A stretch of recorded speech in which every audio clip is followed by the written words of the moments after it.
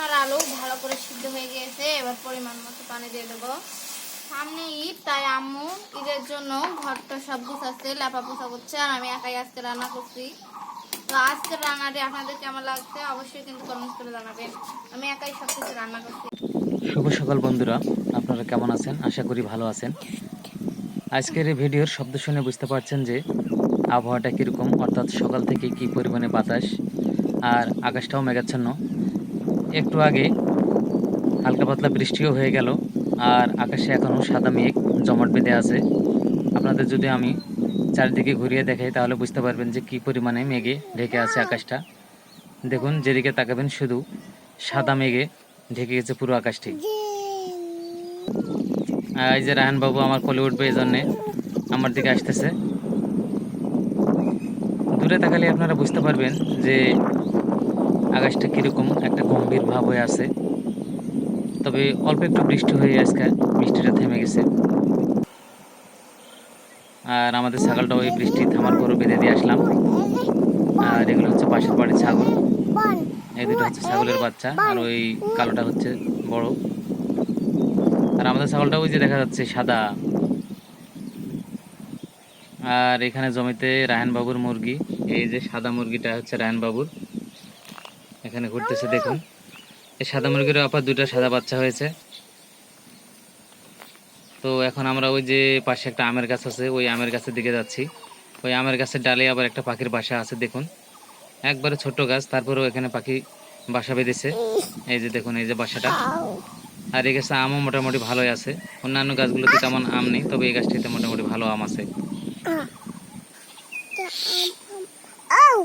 আর এর পাশেই বাঁশের ঝোপের মধ্যে আমাদের মুরগিগুলো বসে আছে, আর আমাদের দেখা মাত্র মুরগিগুলো দৌড়ে পালাচ্ছে দেখুন, কারণ আমার সাথে আবার রায়হান বাবু আছে। তো আমরা যে বাসায় ফিরে আসার সাথে সাথে এই ছাগল দুটি আবার দেখেন আমাদের দিকে আবার চলে আসছে বাসার দিকে। বাজার থেকে মাছ নিয়ে আসছি, সেই মাছটা এখন আজকে রান্না করবে মিম। তো এখন বাসায় গিয়ে দেখি মিম কীরকম প্রস্তুতি নিল। তো চলুন বন্ধুরা।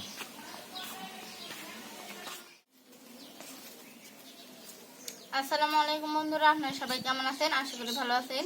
Village blog with Mim YouTube চ্যানেলে আপনাদের সবাইকে স্বাগতম। আজকে আব্বু বাজার থেকে এই কাতলা মাছটা নিয়ে আনছে। তো এই কাতলা মাছ দিয়ে বেগুন দিয়ে আলু দিয়ে রান্না করব। মাছটার আগেই পেট থেকে লাল ভুঁড়ি সব বের করে নেওয়া হয়েছে, আর আঁশটাও তুলে ফেলা হয়েছে। এখন শুধু সাইজ করে কেটে নেব। বিসমিল্লাহ। তো বন্ধুরা, দূরের কাছে যে যেখান থেকে এই ভিডিওটি দেখছেন, ভিডিওটি দেখার শুরুতে একটি লাইক দিবেন, আর আমার চ্যানেলটি সাবস্ক্রাইব করে আমার পাশে থাকবেন। মাছগুলো এখন আমি সাইজ করে করে কেটে নেব।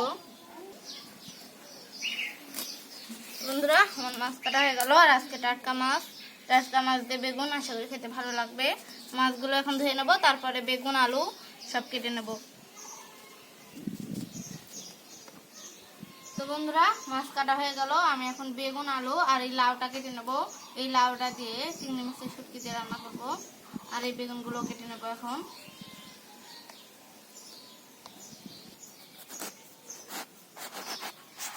সেরকম বেগুন একবারে। বেগুনগুলো এইভাবে বড় বড় করে কেটে নেব, তাহলে টাটকা মাছ দিয়ে রান্না করলে খেতে ভালো লাগবে।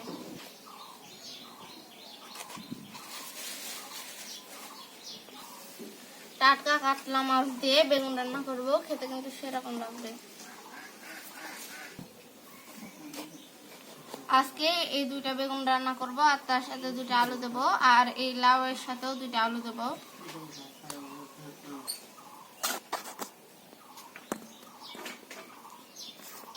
বেগুন কাটা হয়ে গেল, এবার আলু কেটে নেব।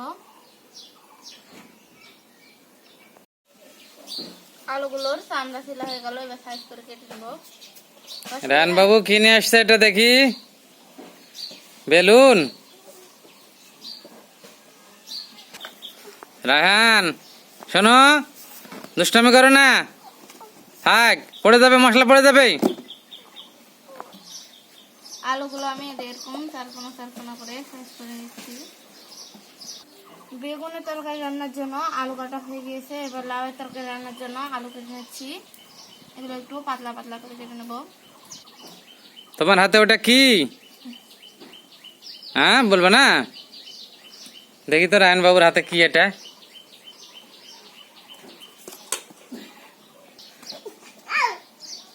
রায়হান, রে চলে গেল।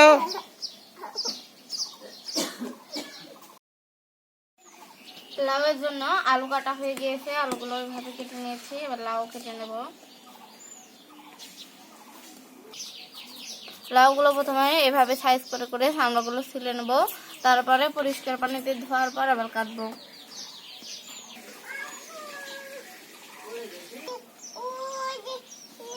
রায়হান, আমাকে একটা দিও। না না, আমার একটা তোমার একটা, আমার একটা তোমার একটা। তা কাক দিবেন? আনিক দিবেন? আমি আপুক দিবেন? আপুক দিবেন না? রায়হান, আমাকে একটা দিও।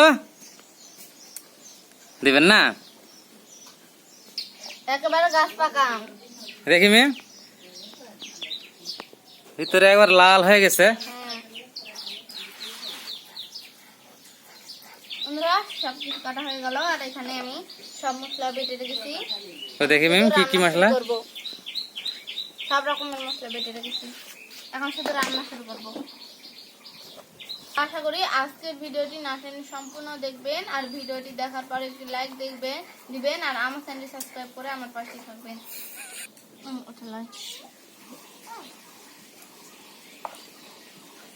মাছ ভাজা করার জন্য প্রথমে হলুদ লবণ মরিচ দিয়ে মিশিয়ে নিচ্ছি। তেল গরম হয়ে গিয়েছে, এবার মাছগুলো দিয়ে দিচ্ছি।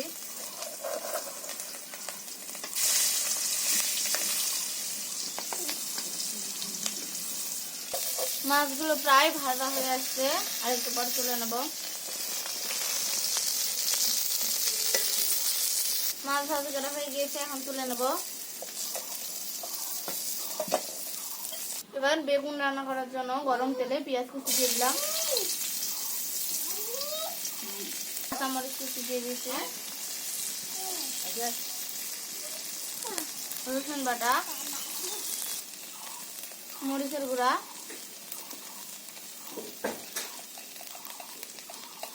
হলুদের গুঁড়া, তার মতো লবণ দিয়ে দেবো।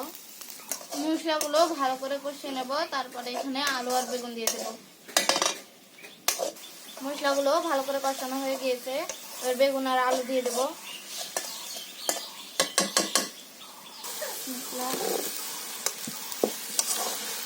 বেগুন আর আলু দিয়ে দিয়েছি, এবার এগুলো ভালো করে কষিয়ে নেব। অনেকদিন পর এভাবে কাঁচা মাছ দিয়ে বেগুন রান্না করছি, আশা করি খেতে ভালো লাগবে। তো বন্ধুরা, আপনারা এভাবে কাতলা মাছ দিয়ে বেগুন দিয়ে আলু দিয়ে রান্না করে খান নাকি? অবশ্যই কমেন্ট করে জানাবেন। আমার কিন্তু খেতে খুব ভালো লাগে, আমাদের বাসায় আমরা সবাই খাই।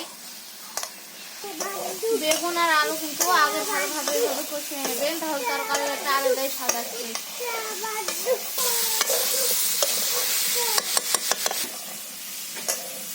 বেগুন আর আলু ভালোভাবে কষিয়ে নিয়েছি, এবার একটু পানি দিয়ে সিদ্ধ করে নেব। পরিমাণ মতো পানি দেওয়া হয়ে গেছে, এবার সিদ্ধ হওয়া পর্যন্ত একটু ঢেকে রাখবো। আর আলু ভালো করে সিদ্ধ হয়ে গিয়েছে, এবার পরিমাণ মতো পানি দিয়ে দেবো। পরিমাণ মতো পানি দেওয়া হয়ে গিয়েছে, এবার ভিতরে রাখা মাছগুলো দিয়ে দেবো, তারপরে লবণ দেখে নামিয়ে নেবো।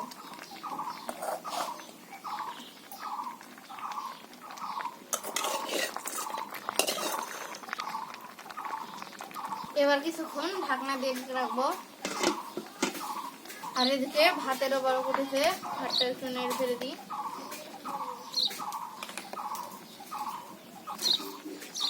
সামনে ঈদ, তাই আম্মু ঈদের জন্য ঘরটা সব গুছাচ্ছে, লেপা পোছা করছে, আর আমি একাই আজকে রান্না করছি। তো আজকের রান্নাটি আপনাদের কেমন লাগছে অবশ্যই কিন্তু কমেন্ট করে জানাবেন। আমি একাই সবকিছু রান্না করছি। বেগুন আলু তরকারি কিন্তু হয়ে গিয়েছে, নামিয়ে নেবো। আর লবণটা দেখে নিই।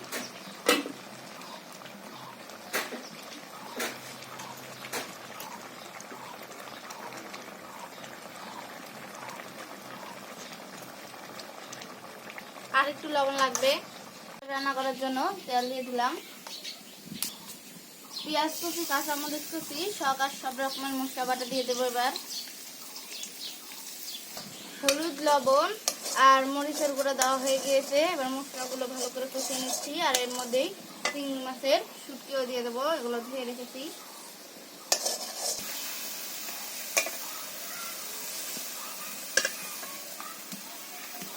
এই মশলা চিংড়ি মাছগুলো কিন্তু ভালো করে কষিয়ে নেবো আর একেবারে ভালো ভাজি করে নেবো। সব রকমের গরম মশলা, তেজপাতা সবকিছু দিয়ে দিয়েছি।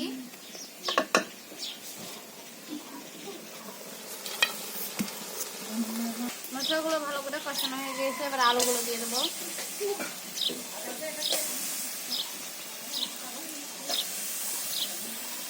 এবার লাউগুলো দিয়ে দেবো। এবার পরিমাণ মতো পানি দিয়ে আমি সিদ্ধ করে নেব।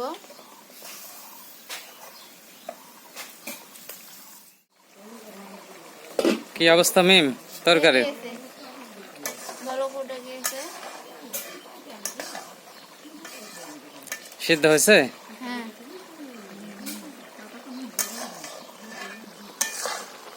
আর একটু ঝোলটা হয়ে যায়, তারপরে নামিয়ে নেব। তো বন্ধুরা, আজকের কাতলা মাছ দিয়ে বেগুন দিয়ে আলু দিয়ে ওই রেসিপিটা আর লাউ দিয়ে চিংড়ি মাছের শুটকি দিয়ে এই রেসিপিটা আপনাদের কেমন লাগলো অবশ্যই কমেন্ট করে জানাবেন, একটি লাইক করবেন। আর এরকম সুন্দর সুন্দর ভিডিও পেতে আমার চ্যানেলটি সাবস্ক্রাইব করে আমার পাশে থাকবেন। তো পরবর্তীতে দেখা হবে নতুন কোনো ভিডিও নিয়ে। সে পর্যন্ত সবাই ভালো থাকবেন, সুস্থ থাকবেন। আল্লাহ হাফিজ।